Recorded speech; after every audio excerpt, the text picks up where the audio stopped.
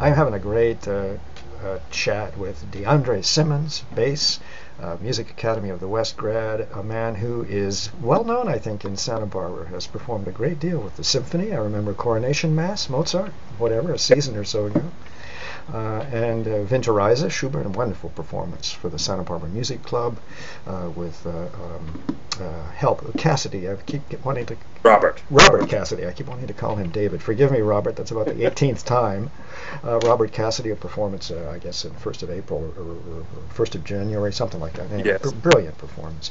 And now we Santa Barbarans are going to see Deandre Simmons again with 3 colleagues from the Music Academy, or former grads of the Music Yes. Academy of the West.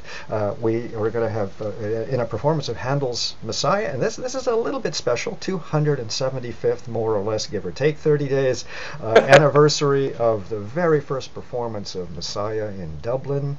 And wow, I mean, what an extraordinary work of art, and it will be having its 847th performance, we can be sure, in another couple of hundred years. So a season of performance, a great masterpiece. This will be with the Santa Barbara Choral Society, Joanne Wasserman conducting, and here are Deandre's colleagues: soprano Drew Daniels, mezzo-soprano Laura Semerjian, and tenor Christopher Yoon. All of you went to the Music Academy of the West. All of you studied a bit under Marilyn Horne. Tell Yes. me, have you worked together, the 4 of you, before, or in various combinations in the past couple of years? No, my colleagues are, I can't say new to me. I know them a bit, and Chris I know a little bit more because we have the same voice teacher, Fred Karama, in New York. But this is our first time working together, so it should be really wonderful. Yeah, and of course, Messiah. I suppose you have. You know that everybody in the house is going to also be in their heads singing along with you. How intimidating is that when you know that everyone knows whenever there's going to be any problem, which of course there won't be.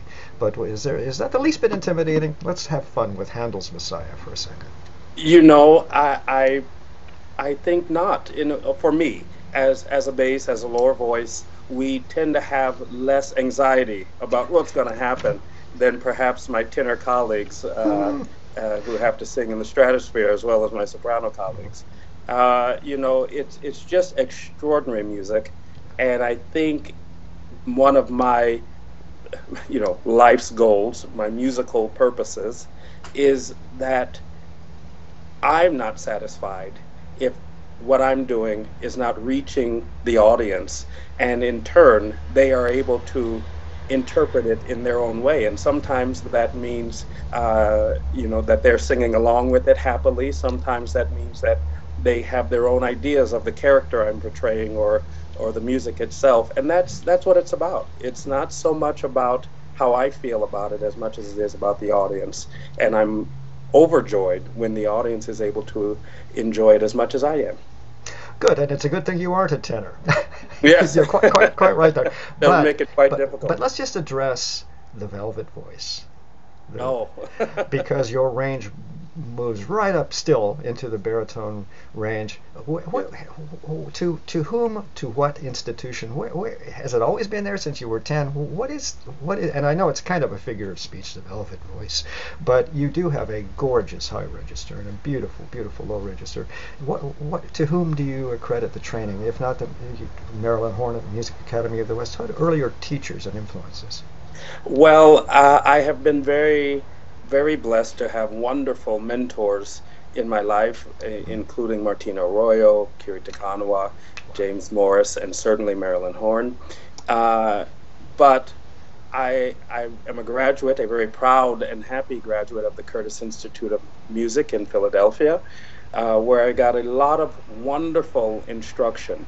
But my technique and my ability to sing both high and low certainly comes from my work with Fred Karama here in New York, who, in fact, I met at Music Academy my first year in 2008. And we have definitely created a wonderful mariage, so to speak, musical mariage, of building my voice in all of its technical aspects. So if there is any one person that I definitely give a large credit to in that regard, it's Fred. And then the other people, Kiri, Jim Morris, Marilyn, Martina Arroyo, have been very influential in the development of my artistic side. So which is the only thing that would allow me to even think that I could get into something like Die Winterreise or any of the Yeah, other yeah, great song repertoire that I sing. yeah. And what's the 5-year plan? Are we talking a little of everything, a little opera? What are you gearing yourself for? Are you going to be a leader singer? Are you going to be a soloist with orchestra? What? Or the whole pie? Well, that's a wonderful question. That is something I borrow the term that Leontine Price said of having a three-pronged career. I definitely want to sing opera, and so that's for sure. And I definitely want to do concert works, oratorios, requiems, masses, etc., and concerts with orchestra. And certainly, I definitely want a component of it to be recital work. And unfortunately, recital work is not so large in this day and age, but I'm happy to do it as anywhere possible, to do a recital of some kind. And I also enjoy legit musical theater. So somehow I plan for that to be a part of the career as well. Hang on, just let me just count the ways here. One, two, three. So, and you're in. I'm joking a little bit, but in Yeah, other words, you're wide open and ready to go, absolutely. and make a living and have a career. Now, Yeah, when did that moment happen? Were you 4? Were you 12? Were you in high school? That moment where you said, "Ooh, I like this. I'm yes, going to commit to this thing, this singing yes. career."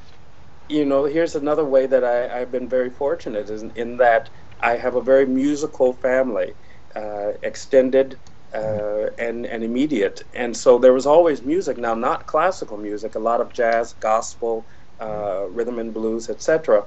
But so music has always been a part of my life. I'm told that I sang melodies before I actually spoke just mm. words. So that's what my mother and my grandmother say. So one takes that as it will.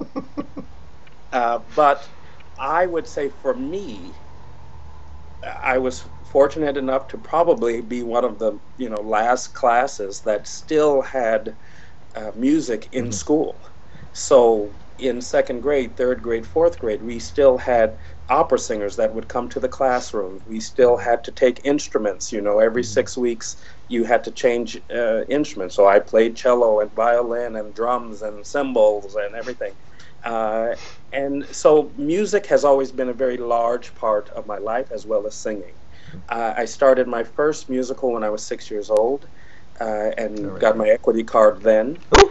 And I was always going to the opera for whether it was school or whatever reason. I was always going to classical music events. For me, I would say that I was 8 years old when, in my head, I said, "This is it. Yeah. This is what I want for the rest of my life." And at that time, I was starring as Oliver in a touring. Nice. It was the combination of lights, etc., and being the lead role that made me say, "Oh, this is it. Wait a minute. Yeah. This is for sure it."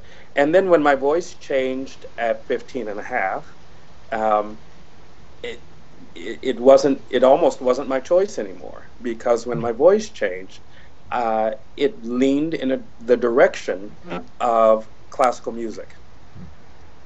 So I would say that I have always, at least since 8 years old, I have definitely wanted to do it for myself. And since my voice changed at 15 and a half, I knew that I was going to do it. Oh, I see. I misunderstood. I thought maybe when your voice changed, there was a moment of tremendous heaving and sighing and depression, and oh, that's Not at missing all. power. Ah. I sang a lot of baritone, as they say, in my early teens, 12, 13, 14, and 15. And then when my voice changed to a little lower, and all of a sudden I had these low F's and G's that I didn't have to worry about or think about. So it became working on the other end that was the Uh-huh. issue. But it never bothered me, and now I include in my repertoire even a cabaret of Sondheim music or Mhm. show tune music. So my voice seems to be agile enough to get into that as well as Handel and Rossini and Mozart and Yeah. early Verdi, etc. Absolutely. And I used to be pretty prissy, a classicist, pretty obnoxious, and I might still be for all I know. But when you mentioned Sondheim, instantly we're still talking high art. This is Absolutely. composition at the highest level. So I am 100% convinced that musically and textually, Mr. Sondheim is one of the greatest mm, geniuses, composer geniuses yeah, that we have, particularly in American music. yeah. Let alone his lyrics.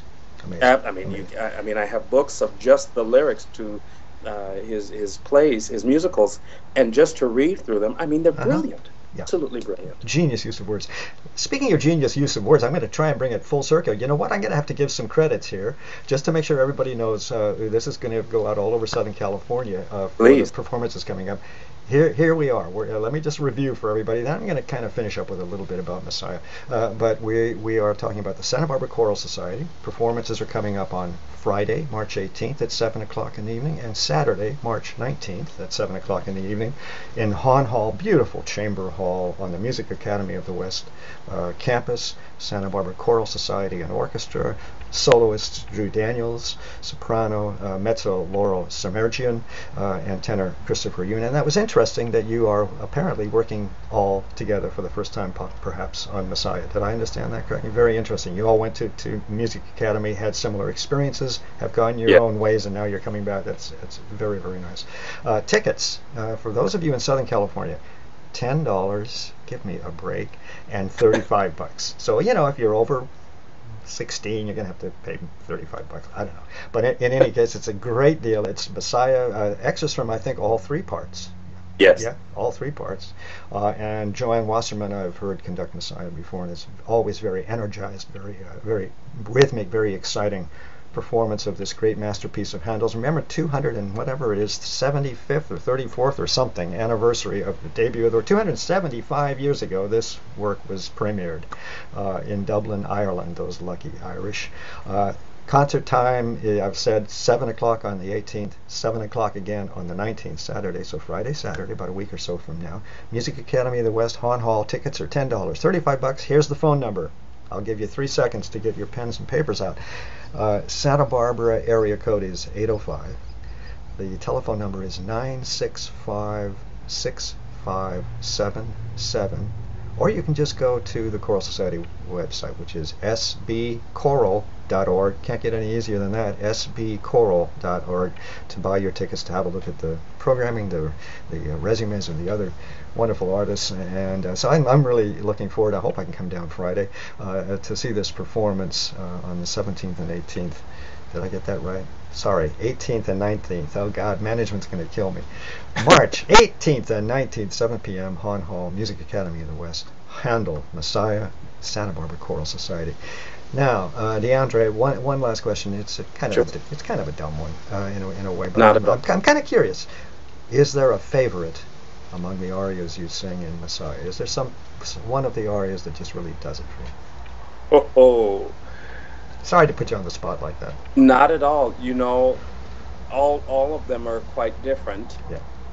Um, but I would say, if I were going to choose one of them, the trumpet shall sound. Because every part of it, one, I love a good recit, Yes. and two, and to have that trumpet just, ba-dun-da-dun, da-dun-da, I mean, you can't get more energetic than that. Yeah. That You know, that wakes the crowd up pretty quickly. Yeah, that is absolutely. a stunning, exciting, exhilarating. Goes up. You know what I mean? A kind of Yes, aria. It is absolutely. an Yes. ascending aria. Well done. So you passed that question. Thanks very much. Deandre Simmons, bass. I'm speaking with him in New York City. We in Santa Barbara have seen and heard him on several occasions. We're looking forward to seeing him again. But one last time, so I get these dates right. Friday, March 18th at 7 o'clock. Whoop. Saturday, March 19th at 7 o'clock. Hahn Hall, Music Academy of the West. Deandre, thanks very much for giving me a few minutes of your Absolutely Saturday my afternoon. pleasure. Thank you. See ya. Thank you. Bye.